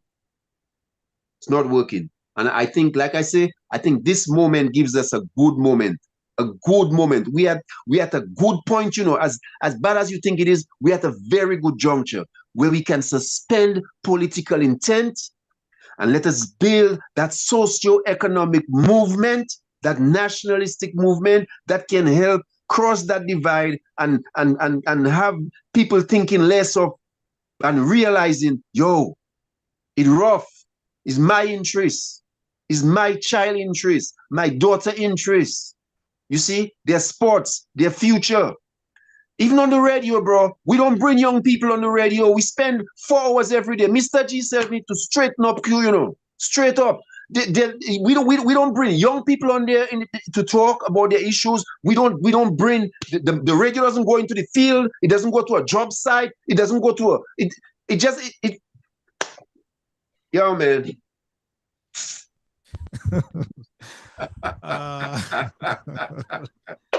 Zed, I can understand and hear the frustrations there. Zed, you are taking on a lot. I can tell you that you're taking on a lot. You're taking on a lot, brother. No, but I mean, you know, I understand the passion that Zed has, you know, is demonstrating. But Alvin, Civic Vibes is always a program that puts out the facts out there. Yes. And so in defense of Q, I'm not talking for Q or talking, you know, but I must say that there has been an attempt by the manager and staff of Q95 to at least help bring out young people in terms of their talents, their skills, their businesses, whatever it is. I know Simon has tried and is still trying her best. But Zed himself will agree that the bunch of young people we have in Dominica today, they are not the easiest of cookies to come around in terms of conversations, especially on radio. So, you know, just to sort of balance the equation there has been some attempt. Go ahead. But you see, you cannot shape the conversation for them. You have to go and you have to go on their issues. That's the same thing I try and tell you, bro. The conversation there is their issues. Look, Matt calls him. Matt is my boy, you know. Matt calls himself a reporter every day. A reporter. Look at the size of Dominica, Lofty. When last has Matt done a reporting job in Dominica to go out on an issue? And really, an issue, a job site, show us the ethnic makeup, build a dialogue. You know, you know, where is the reporting? Where is the reporting? That's my boy. Don't get me wrong. And you know, I do things openly in open prospect so that I don't do things behind back and no negative. I'm not about that. I never about that. But where's the reporting, Lofty? Where's the reporting? We every day we rambling about phone calls, and where's the reporting? There's 5 days in the week on the radio. One day, go into the field out there somewhere. Give us something constructive. Build something. Go into a community. Build something. Give the thing substance. You know. All right, Zed, a very direct question to you there from one. Let me see if I can get that person here. Chris Cindy, right? Zed is a big talker, a very big one at that. What I would like to know from him is that what has he done to inspire and mobilize the masses? Boy, Lofty, I don't get into the personal thing. Let me tell you something, Lofty. I stay broke out here because I'm in Dominica. You hear me? I help. I'm not going to point out things from small business people. And they want to call a radio, and they know I don't do them, so they wouldn't do it. You understand? I am very involved in Dominica in a real physical sense. On a daily basis. Enough sacrifice. And the ultimate sacrifice is to come home, and I intend to be home. Let me tell you something, Lofty. 2017, I was ready to come home, you know. You can ask my big brother, Pateron, you know. And you know what made me not come home, Lofty? The personalization of the politics. Fellas, so easy. You step on your toes. They want to destroy you if you challenge them. That's what held me back, you know. Man, come create all kind of thing. For what? Like I'm interested in leadership. I'm not interested in leadership, boy. Personalize them, man. Personalize this thing. I say, you know what? Just allow that. Just allow that. I'm a Dominican boy, interested in my country. I want to save my country. Whether foreign or yard. And I will be yard. Trust me. It's just a matter of time. So who want to talk about talk? Let's talk. I make sacrifices for Dominica every goddamn week, son. It's some issue somewhere. I don't go and broadcast it on the radio, but who know? I'm involved in Dominica, bro, in a serious way. Yeah, and you know, I would support Zed on that. You know, time and time again, you get that pushback where folks say, well, you're in the diaspora, you need to be on the ground and all that kind of thing. And I think, as I've explained before, given where Dominica is now, and I'm again going to use Grenada as an example, a lot of folks in the diaspora, the war has to be fought on two fronts, on the front line and at the back of the scene. And that is where the back of the scene comes in. I mean, say for example, there is a financial need on island, and when one person in Dominica gives $100, and somebody up here give 100 US, that's like 300 EC dollars. It's 3 times what that one person would give. We have that capacity, that earning capacity to do that. So it may be very easy for me to contribute 100 US to a cause, as against somebody back home to contribute $100. And somebody has a question on the feed a while ago. It takes money to do some of those things as well. And that may be part of it why we are where we are. But I still feel, though, that if you can identify the right, and again, I'm using it, the leadership, and we drive the narrative, we create the narrative, and we deal with the issues, we can show this young person why they are better off, or they can be better off now than where they are currently based on the economic situation. I think we can change minds. I mean, if we go back to the Carib territory again, from what I understand, almost 50% of the persons who vote, they're young people in the territory. I mean, and that shouldn't surprise us. I mean, Dominica, by and large, have a very young population. The last I saw was between the age 18 to just under 40 was representing something like almost 40-something%. So we have a young population, and I'm sure that is the kind of motivation and the drive that Annette was able to galvanize in her recent election to have won the way she won.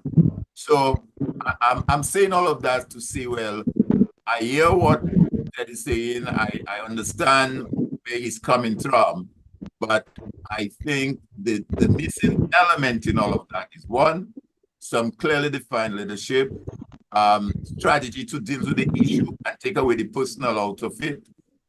Somebody always want to know, no matter on what side they are, what's in it for me? How can I, what's the value? Based on what you're saying, how can you make my life better? This is what politics is all about.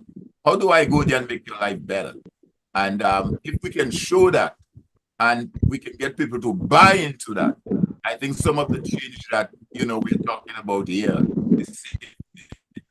could come about. Lofty, you could come in. Yeah, a couple comments here, Reed. David Joseph Wright, in defense of Matt Peltier, he is a talk show host providing a platform for the people providing a platform for the average citizen to vent, and not from a journalistic perspective. All right, that is a comment from Mr. Joseph, really situation that Zed raised about Matt. Ferdinand Lawrence Rez, Matt was on the ground after burial as well. Omar Monel says, I agree with Zed and Alvin. There are many people in the diaspora that are more active in the well-being of Dominica than Dominicans on the island. How many of them come out? How many speak out? How many act? When the call is made? Time to stop the finger pointing. Gentlemen, do you all think that women of conscience getting very active and deliberate in Dominica politics and fearlessly bringing issues to the fore would make a difference for positive change? That is a question from Gerald Vital. Yeah, I think that is an issue that's worth some ventilation. The role of women in politics and how women can change the trajectory of things. We've seen it worldwide. We've seen it, in our Caribbean politics and across the globe. And I won't be surprised that that maybe as we speak about the whole question of leadership and all of that, that may be one of the gender that is going to help liberate us from where we are. Yeah. Thank you, Alvin. Another point here reads, I love and admire Zed's passion and energy. He is truly concerned about the situation in Dominica, but he needs to come down to earth and reconsider his alternative reality and touch the ground. Zed is a patriot, but I wonder whether he would win the ears of the roots in Dominica. that person says that is the challenge that they're posing to Brother Z. Yeah, man. Lofty, I don't like to really, get into the personal. No, we're not getting personal, but these are just some of the comments because you don't have to respond to it, Zed. That's going to come out. And you don't have to respond to it. Too, they have their right to comment. I will see which is fit or not. I know me, I know me. I know me. I mean, I could never be on the ground in Dominica and not be about struggle. So, yeah, it's as simple as that. Simple. And you see, that is exactly the kind of politics that have divided us, the extent to which it has, the personal part of it. And some of us can respond to it, some are not able to, some love it. And I mean, I am reluctantly saying it, but Prime Minister Scary likes when you talk about him. He loves that. He loves when you say, well, Scary say this, X, Y, or Z, because it's all about him. And that's why I'm saying we have to find a way to take away that power away from him, away from the politician. When you take away that power, I mean, it's a hell of a, I mean, the same can be said with Donald Trump there. Donald Trump is about him. I can make America better. Anytime you take away that power around that politician, he's weak because the issues remain and they can't deal with the issues. When you take away the third personality, the hospital is still without drugs, The CBI is still struggling. Corresponding banks are still having a problem to get monies into Dominica. The agriculture is still languishing. And that is where now you deal with the issue. And that is exactly what Annette did in the Kalinago territory. Annette said, look here, I'm dealing with the issue. Is it a fact that we need an office for the council in the territory? Yes. Isn't it a fact that we don't have a doctor in the territory? Yes. Isn't it a fact that our agriculture is not as buoyant as it should? Yes. Isn't it a fact that our fishing could be better? Yes. And if that's the case, this is what I'm able to help you guys to achieve. And if you come on board with me, we can achieve it. And they said, well, I'm with you. But if she had taken the different approach and say, well, this whoever's going up is so, he did so, and he did that and that, and he said so, and he said so, then I'm not sure she would have the same result that she had. So I think part of it, as we discuss all of that, even where we identify the leadership aspect of it, is to pull away the personality, to not to deal with it, and don't give the other side more power than they need to. All right. Yes. Thank you very much, Alvin. It is 5 minutes to the hour of 8 o'clock. And so in 5 minutes time, we must bring the program to a wrap indeed. Let's take a one or two verse from the song that we started with from Joy Stout, talking about change, the much needed change in Dominica. And then we'll go around the table for your closing final comments. Jealousy, not by me, certainly.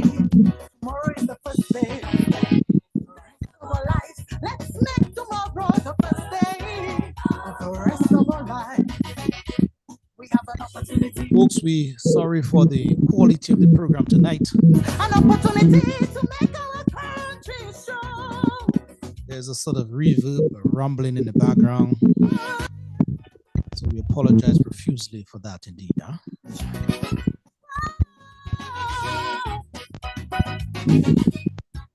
But thank you very much, Brother Zed Lloyd, for making yourself appearance here tonight and speaking your mind on the domestic issues as it relates to your country, our country, Dominica.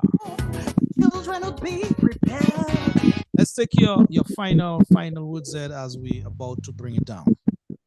Well, Lofty, like I said, it's been a kind of week in Dominica of lows and highs. We've had the highs of Sister Annette, we've had the highs of Sister Theo, we've had the lows in our parliament, and really expressions of vulgarity that has no need to be in our governmental process. And I think it's really sad that more for people from the biblical to you know, societal classes have not spoken out against this new law that is really troubling.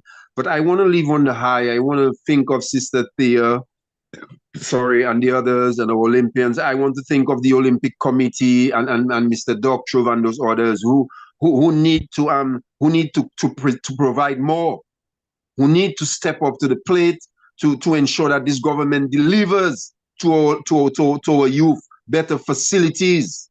You know, better facilities. We have a president of the Olympic Committee who sits in all kinds of labor chat rooms, has the ears of the government, and has been basically ineffectual in Olympic development in the country. You understand? And these bands and the footballers, we have St. Lucia, they have semi-pro man getting paid, or footballers still have to go and work and come at 3:30 and go and try and hustle a thing, and we expect them to go and win for us in foreign. We don't have no long jump place in the place. We don't have no Olympic pool, while the Prime Minister have more pools than he need. You know? We just have promises. Promises. I want to call upon labor rights. It's time to start calling out your government. Start calling out your government. This government has not delivered to the youth. We have $1 million sitting down in the aid bank that the young artists cannot get. They cannot access. They cannot access. Our young musicians out there creating trouble in the world with their potential in our music and simple things as being able to get some instruments and some things. It's just promises. No CBI money going to the arts. No CBI money going to the sports. You understand? The youth have been underserved in the country. Pure frustration. I'm calling on these labor rights. I forget about this thing about party and start speaking up for your children. Start speaking up for your children and start calling out on that Olympic Committee to start delivering for our youths in Dominica. Because the frustration, I'm telling all you, if you see it explode on all you, it's gonna be worse than Venezuela, you know. See them youth, they lose their mind, you know, all you down there, you know. Yeah, that young energy. So I want to call upon the people, start calling on government to deliver to our youth. Deliver to our youth. Too much resources passing in the country and young people not benefiting from it. Lofty, peace and blessings, brother. One love. Brother Alvin. One love. Yes, One yes, love. yes, One love. Ed. Yes, One Ed. love, Zed. Thank Appreciate you. that. One Thank you love. very much. Yeah. Thank you. All right, Alvin, your final comments as we bring it Yeah, down. well, like I said, and like as I've done in the past, we always want to end on an optimistic note, a note of hope.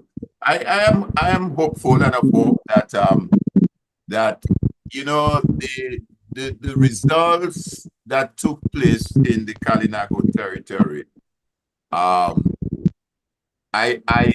kind of look at it in a sort of spiritual dimension. And it is the first female chief in almost 400 years. The first chief of the was Chief Warner back in 1667, and almost 400 years later you have a woman chief, and I think all of that was possible because of the vision and the direction that Anna showed in her territory for her people. And if you can do that, I think that in itself is a manifestation that it is possible. They are the indigenous people. They were the first people who came here and colonized Mighty Kubuli, as we know it. If you juxtapose that against what Thea has been able to achieve in the Olympics and put us where we are now on the map. Alvin, the rumbling is very getting a bit louder, so can you just bring it up? Mute your mic a little, mute your mic. Let me see if that will help. Yeah. No, mute it again. Yeah. All right. So it was, you hear me now, it's gone. So if we can use that as a motivation, I think there's hope.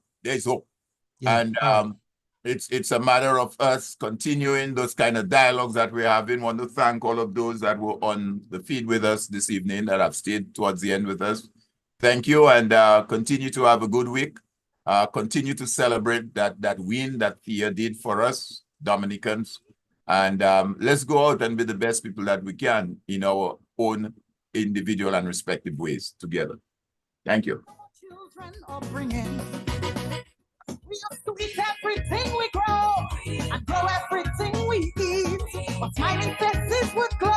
All right, Dominicans, those of you listening here, and bro, thank you very much for your eyes and ears. To where we were. To the non-Dominicans as well, always partaking in this program, thank you very much as well. That is it. That is where we must bring down the curtains on things here as it pertains to this episode. Saying a very big thank you to our guest tonight, Brother Zed Lloyd. An opportunity to change things around. And all those of you listening far and wide. To make Those of you contributed as well. Thank you very much indeed. See you next week, Sunday, same time, same place. jealousy. Remember, Monday is a holiday. That's in Dominica, huh? All conspiracy. So please be very careful out there. Not by we, certainly. Tomorrow is the first day. The rest of us. So we started with Joy Stout. We're going to end with Joy Stout, Opportunity for Change. See you, Dominicans. Bye-bye. We love you. An opportunity to change things around. An opportunity to change things. An opportunity to make our country strong.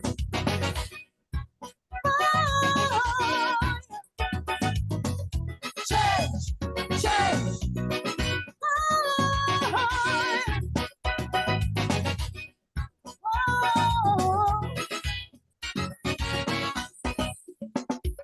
Grandma used to say that laziness is a real crime. It captivates your body, then retards your mind. As a people, we have to change this old attitude and give our country all the love we really should. Instead, we sit and we criticize, where we say let's now analyze and give young people no scope in difficult times just how to cope. It's us to build them the foundation in order to build a stronger, vibrant nation. We have an opportunity to change things around, an opportunity to change things, an opportunity to make Dominica strong. We have an opportunity to change things around, an opportunity to change things, an